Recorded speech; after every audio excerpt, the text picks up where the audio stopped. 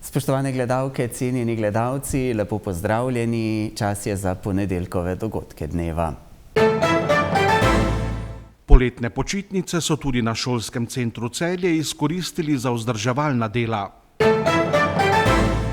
20 celjskih osnovnošolcev z vrstniki iz Slavonskega Broda letovalo na otoku Hvaru. Celjski nogometaši na derbiju v Ljubljani iztržili točko. V košarkarskem klubu Rogaška predstavili še 2 novinca. Tako kot na drugih srednjih šolah so tudi na šolah šolskega centra Celje poletne počitnice izkoristili za obnovitvena in vzdrževalna dela, pa tudi za naložbe. Največja v teh dneh teče pri srednji šoli za strojništvo, mehatroniko in medije na Kosovelovi ulici. Tam bodo namreč dostop gibalno oviranim omogočili s postavitvijo dvigala. Do začetka novega šolskega leta manjkata le še 2 tedna. V teh dneh pa so se na šolah začeli še avgustovski roki popravnih izpitov.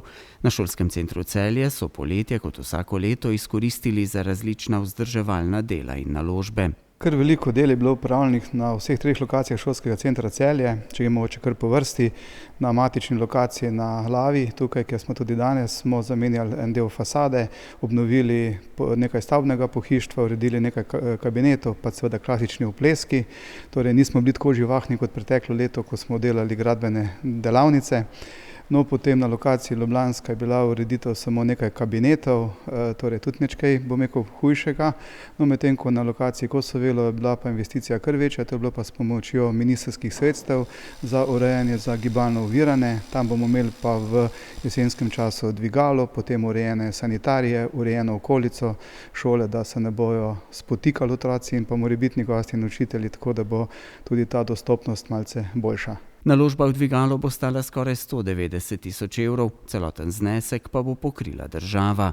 Pri matičnem objektu šolskega centra Celje pa obnova pločevinaste fasade po fazah teče že nekaj let. To je kar velika naložba, tudi letošnjo fasado na tej lokaciji smo v sodelovanju z ministrstvom dobili smo del sredstev za kot sofinanciranje. Je pa to seveda vsak segment na eno leto, tako da nekje še za 2-3 leta, mogoče 4 še imamo, pa bo fasada tudi na matični lokaciji torej zaključena, potem pa ostane še telovadnica, ki ima enak tip fasade, tisto bo pa nadaljnji zalogaj.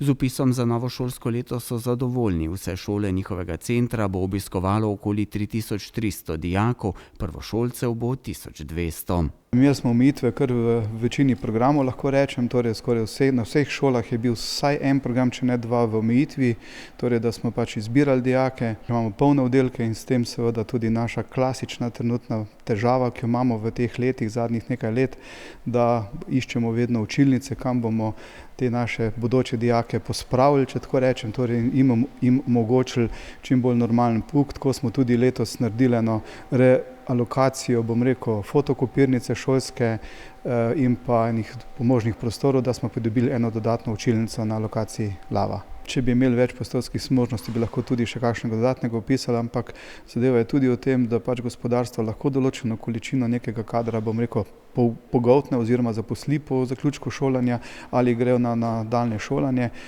Če pa pretiravamo ponekod, se pa potem lahko ta bazen zapolni in potem seveda v naslednjih letih ni več interesa za te poklice. Danes nek recimo dodatno oddelek, naprimer tehnika računalništva, naprimer odpreti ali pa ne vem, tehnika mehatronike, je tudi problem v tem, da mi nimamo kadra, ki bi ga lahko dali v učilnice. Letos smo uspeli kadrovsko politiko zapreti, je še mogoče še kakšna ura odprta, da še ni čisto pokrita z učitelji, ampak večinoma smo pokrili že vse.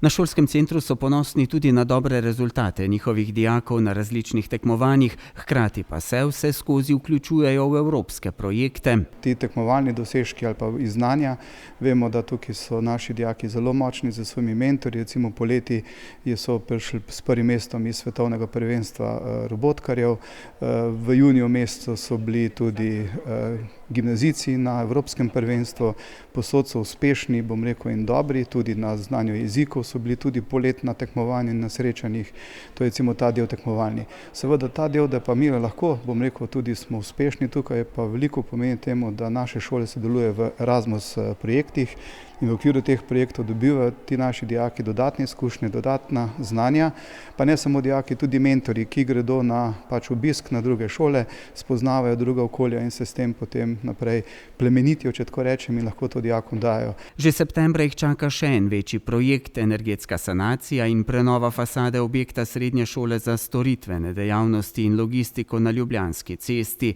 Naložba, ki jo bodo zaključili v prvih mesecih prihodnjega leta, bo stala nekaj manj kot 3 milijone evrov.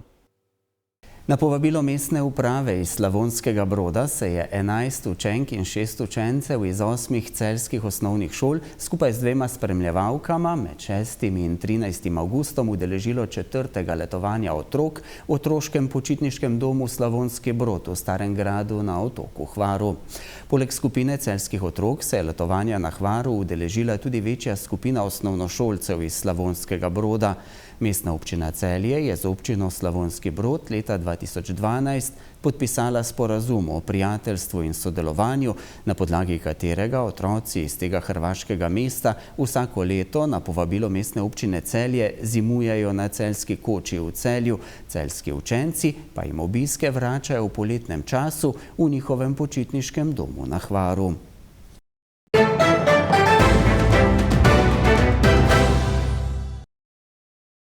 V derbiju 5. kroga državnega nogometnega prvenstva sta se v ljubljanskih Stožicah pomerila zadnja državna prvaka Olimpija in Celje. Ljubljančani so 2-krat vodili, Celjani pa so z zadetkoma Edmilsona in Menala izid obakrat uspeli izenačiti. Derbi v Stožicah se ni začel po željah Celjanov, saj so Ljubljančani po podaji Floruca prek Dioga Pinta povedli že v 3. minuti tekme. Zaradi poškodbe Kučisa je celjski trener Riera že v 11. minuti v igro moral poslati Brazilca Edmilsona, ki je v 21. minuti po podaji Kvesiča z glavo premagal Vidovška. Drugi polčas se je začel podobno kot prvi. Že v 6. minuti nadaljevanja je Olimpija po zadetku Petra Lukasa spet vodila. Celjani so izenačili po še eni prekinitvi. Rezervist Luka Menalo je z glavo zadel iz neposredne bližine.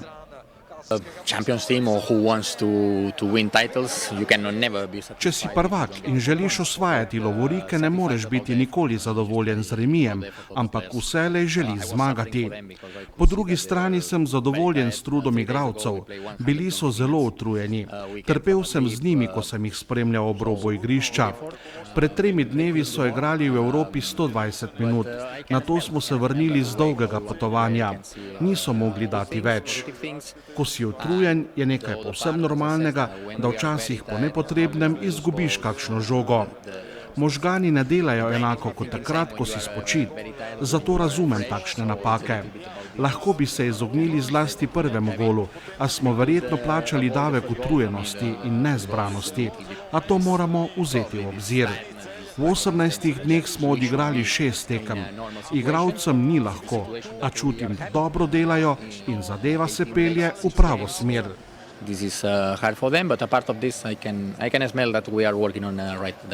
Mislim, da je bila danes ena zelo intenzivna tekma.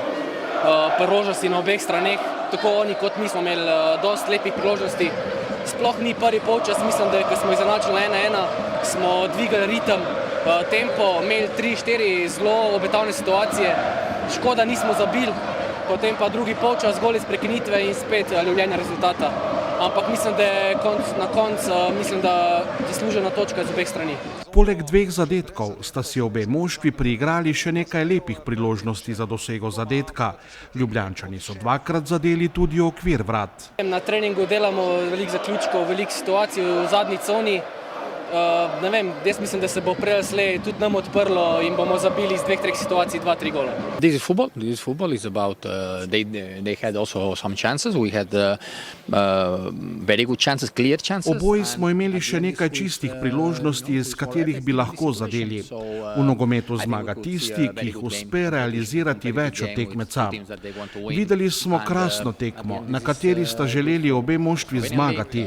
To je lahko samo dobro za slovensko ligo in slovenski nogomet.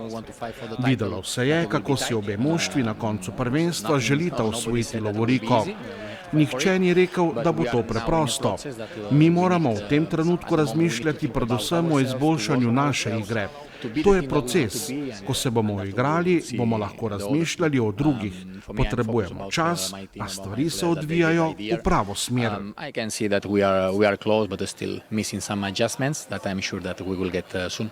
Celjani so oba zadetka na derbiju dosegli iz prekinitev. But set pieces is about 30% of football against. Prekinitve predstavljajo približno 30% tekme. Pomembno je, da jih znaš čim bolje izkoristiti, ter da v fazi obrambe ustrezno reagiraš, ko ima tekmec na voljo prekinitve. Dobra moštva niso dobra samo, ko imajo žogo v posesti, ampak morajo biti dobra tudi ob prekinitvah in v presingu. Danes smo bili, dokler smo imeli dovolj moči, dobri, kar se tiče presinga, saj smo v določenih delih tekme nasprotnika prisilili v igro z dolgimi žogami, ker ni imel drugih rešitev. A lot of long balls that they didn't have options to play, so I'm satisfied with this. V celjskem taboru so bili po tekmi s podobo na igrišču veliko bolj zadovoljni kot na dosedanjih tekmah pod vodstvom povratnika Alberta Riere. Od začetka smo se lovili, ampak mislim, da s treningi, s časom vsak teden veliko bolj napredujemo, veliko bolj dojemamo in razumemo njegove zahteve in mislim, da bomo prej ali slej prišli na to raven, ki si ga želimo. Celjani bodo v četrtek proti Pjuniku v Armeniji odigrali prvo tekmo play-offa kvalifikacij za uvrstitev v skupinski del konferenčne lige. Ameriški košarkar Brady Brown bo v prihodnji sezoni igral v dresu Rogaške.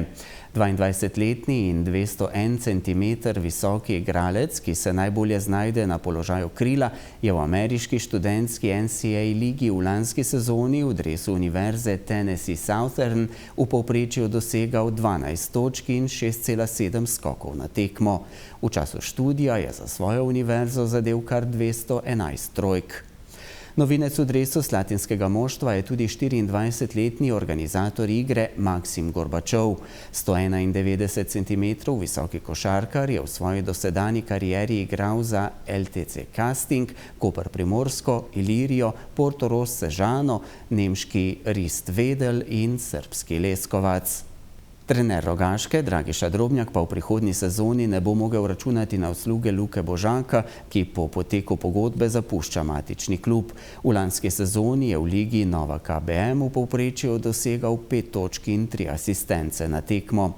Poleg Božaka se od slatinskega prvoligaša poslavljajo še Staš Sivka, David Kralj, Njegoš Sikiraš, Jordan Session, Sandi Čebular, Tine Kotnik in Val Luka Jugovac.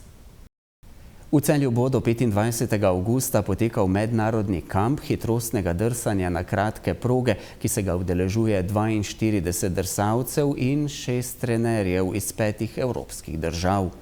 V sodelovanju s celjskim klubom ga organizira Zveza drsalnih športov Slovenije, ki v okviru kampa izvaja tudi program ISU za izobraževanje sodnikov in štarterjev, na katerem bo sodelovalo 10 udeležencev iz 3 evropskih držav. Drsalci iz Avstrije, Hrvaške, Srbije, Slovaške in Slovenije bodo skozi 10-dnevni kamp pridobili dodatna znanja tehničnih drsalnih elementov in izmenjali medsebojne izkušnje. Celjske hitrostne drsalce bo v letošnji sezoni treniral nekdanji turški reprezentant Ersel Argun, ki je hkrati tudi selektor slovenske reprezentance. Udeleženci tradicionalnega kampa, ki je v lanski sezoni odpadel zaradi poplav, bodo poleg 2 treningov dnevno na ledu obiskali tudi celjsko letno kopališče ter si ogledali nekatere celjske kulturne znamenitosti. Večina udeležencev je nastanjena v dijaškem domu v Celju.